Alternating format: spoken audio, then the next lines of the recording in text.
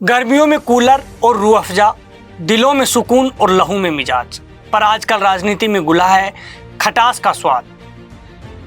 जब शरबत से जिहाद निकले तो समझ लीजिए मामला सिर्फ ठंडा नहीं तेज है। नमस्कार, आप देख रहे हैं जनता दरबार न्यूज और मैं हूं BL मान।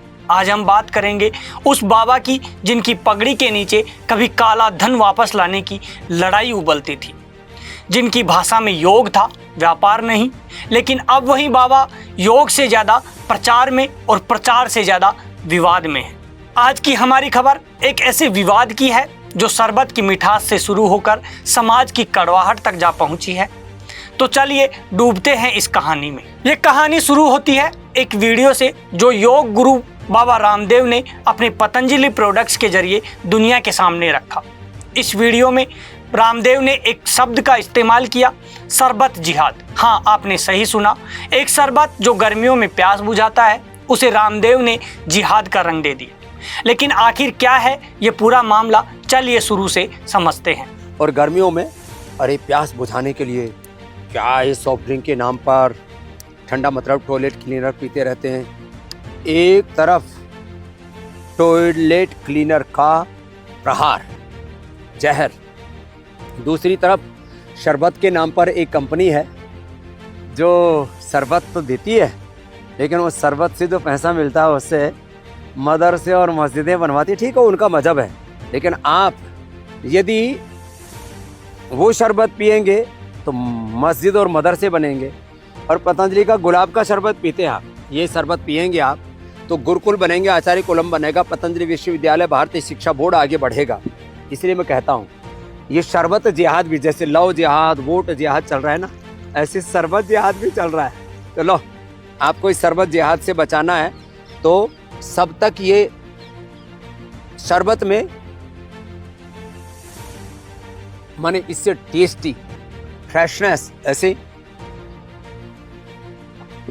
एक घूंट पीते ऐसे लगता है ताजगी, मानो सारे ब्रह्मांड की ऊर्जा, एनर्जी, फ्रेशनेस आपके भीतर आ गई है। इस वीडियो को पतंजलि प्रोडक्ट्स के आधिकारिक फेसबुक पेज पर शेयर किया गया, साथ में एक कैप्शन जो और भी तीखा था, शरबत जिहाद के नाम पर बेचे जा रहे टॉयलेट क्लीनर और कोल्ड ड्रिंक के जहर से अपने परिवार को और बच्चों को बचाएं, घर में सिर्फ पतंजलि का शरबत और जूस लाएं।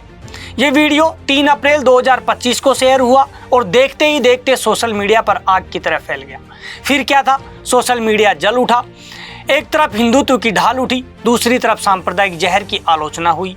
कई लोग पूछ रहे हैं, क्या बाबा अब कारोबार में कट्टरता बेच रहे हैं? क्या बाजार में देशभक्ति का फ्लेवर बेचकर मुनाफा कूटना अब नया ट्रेंड बन चुका है? अब सवाल यह है कि क्या रामदेव का ये बयान सिर्फ अपने प्रोडक्ट को बेचने की चाल था या इसके पीछे कुछ और मकसद था? एक यूजर ने तो लिखा, अब लाला जी शरबत बेचने के लिए जिहाद का सहारा ले रहे हैं। वहीं कुछ लोग रामदेव के समर्थन में भी उतरे, कहने लगे कि वो बस स्वदेशी को बढ़ावा दे रहे हैं। लेकिन सवाल ये उठता है कि क्या शरबत जैसी मासूम चीज़ों को धार्मिक रूप देना सही है? और जिस कंपनी की बात बाबा रामदेव कर रहे हैं वो कौन है? रामदेव ने भले ही किसी कंपनी का नाम नहीं लिया, लेकिन ज़्यादातर लोग मान रहे हैं कि उनका इशारा रूह अफ़ज़ा की ओर है। वो शरबत जो भारत और पाकिस्तान दोनों में गर्मियों की रौनक है। लेकिन क्या है रूह अफ़ज़ा की कहानी, आइए आपको सुनाते हैं तफसील से। साल 1907, दिल्ली की चिलचिलाती गर्मी, हकीम हाफिज अब्दुल मजीद ने एक यूनानी दवाखाने में रूह अफ़ज़ा बनाया। फूलों, फलों और जड़ी बूटियों का मिश्रण जो गर्मी में राहत देता था। ये सिर्फ एक शरबत नहीं, ये दवा थी जो दिल और दिमाग को तरोताज़ा करती थी। हाफिज साहब की मृत्यु के बाद सन 1947 के विभाजन ने उनके परिवार को बांट दिया। एक बेटा भारत में रहा, दूसरा पाकिस्तान चला गया, लेकिन रूह अफ़ज़ा की मिठास दोनों मुल्कों में बरकरार रही। आज भी भारत में हमदर्द दवाखाना इसे बनाता है और ये इफ्तार की मेज़ से लेकर गर्मियों की महफिलों तक हर जगह मौजूद है। लेकिन लाला रामदेव का दावा है कि इस शरबत की कमाई मस्जिदों और मदरसों पर जाती है। क्या ये सच है? हमदर्द दवाखाना एक ट्रस्ट के तहत चलता है जो अपनी कमाई का बड़ा हिस्सा चैरिटी में लगाता है, लेकिन ये चैरिटी सेकुलर है, स्कूल, अस्पताल और सामाजिक कल्याण के लिए। इसका कोई सीधा सबूत नहीं है कि ये पैसा मस्जिदों या मदरसों में जाता है। फिर रामदेव ने ऐसा दावा क्यों किया? क्या ये सिर्फ पतंजलि के गुलाब शरबत को बेचने की कोई रणनीति थी? ये पहली बार नहीं जब बाबा रामदेव विवादों में घिरे हैं। सन 2014 से पहले वो काले धन को वापस लाने की पैरवी करते थे, कहते थे पेट्रोल डीजल सस्ता होगा, लेकिन 2014 के बाद उनका कारोबार तो आसमान छूने लगा, पर काला धन और सस्ता पेट्रोल कहीं नहीं दिखा। हाल ही में सुप्रीम कोर्ट ने उन्हें भ्रामक विज्ञापनों के लिए माफ़ी मांगने को कहा था, जिसमें दावा किया गया था कि पतंजलि के प्रोडक्ट्स गंभीर बीमारियों को ठीक कर सकते हैं। और अब शरबत जिहाद। सवाल उठता है, क्या रामदेव का ये बयान देश को जोड़ने के लिए था या बांटने के लिए? और जब हाल ही में एक प्रोग्राम की प्रेस कॉन्फ्रेंस में बाबा लालाराम से पूछा गया, बाबा सस्ता पेट्रोल डीजल कहाँ है, तो बाबा का जवाब सुनकर आप भी दंग रह जाएंगे। सुनिए बाबा लालाराम का ये जवाब। टीवी चैनल पर यह कहा था कि कौन सी सरकार आपको चाहिए, 40 रुपए पेट्रोल वाली सरकार, 300 रुपए सिलेंडर वाली सरकार? आपने कहा था कि नहीं कहा था बाबा जी?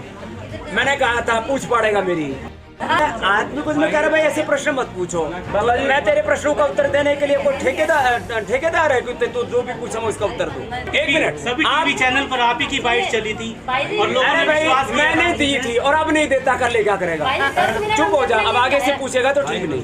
रामदेव का ये जवाब सुनकर शायद आप मुस्कुरा रहे हों, लेकिन शरबत जिहाद का मसला इतना हल्का नहीं। इस बयान ने समाज में एक नई दरार डालने की कोशिश की है।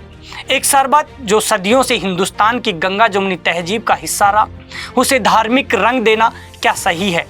और क्या ये सिर्फ मार्केटिंग की चाल है या इसके पीछे कोई नया बड़ा मकसद है? हमदर्द और पतंजलि दोनों अपने अपने तरीके से देश की सेवा का दावा करते हैं, लेकिन सवाल यह है कि क्या मिठास को जहर बनाने की ज़रूरत थी? रूह अफ़ज़ा हो या बाबा का गुलाब शरबत, ये दोनों ही हिंदुस्तान की मिट्टी से उपजे हैं। फिर क्यों इसे जिहाद का नाम देना? शायद जवाब हमें अपने दिल से तलाशना होगा। देखिए, रूह अफ़ज़ा हो या बाबा का गुलाब जल, तय कीजिए स्वाद से, नहीं तो कम से कम सच्चाई से, क्योंकि धंधे में धर्म मिलाने से न स्वाद बढ़ता है न सम्मान। जनता दरबार आपको याद दिलाता है कि बाजार में बोतलें बहुत है पर सच की कीमत सबसे ज़्यादा है। और अंत में बस इतना ही कहना चाहता हूँ कि दवा थी जो अब जहर हो गई, बयानबाजी में शरबत सियासत हो गई। धर्म अगर धंधा बन जाए तो बोतल में भी नफरत बो दी जाती है। अपने दिल की गंगा जमुनी तहजीब को जिंदा रखिए और जहर की हर बूंद को ठुकराइए। आप देख रहे थे जनता दरबार न्यूज। मैं हूं BL मान। आपसे फिर मुलाकात होगी शायद तब जब शरबत सिर्फ प्यास बुझाए और बयान दिलों को जोड़े। मुझे दीजिए इजाजत। नमस्कार।